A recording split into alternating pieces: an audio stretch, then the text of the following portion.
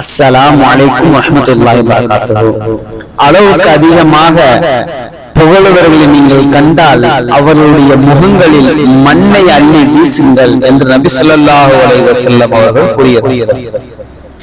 என்னங்க, யாராவது உங்களை பத்தி ரொம்ப புகழ்றாங்க, இப்ப நீங்க அதனுடைய நன்மையான காரியத்தை நீங்க யாருக்கும் தெரியாம செஞ்சிருப்பீங்க. ஆனா அந்த பக்கத்துல ஒரு நபர் அதை பார்த்து மத்தவங்க இடத்துல நீங்க சந்தோஷப்படுவீங்க என்று அந்த எண்ணி மத்தவங்க இடத்துல சொல்லும் பொழுது நம்மளுடைய மனசு வலிக்கும் பாருங்க.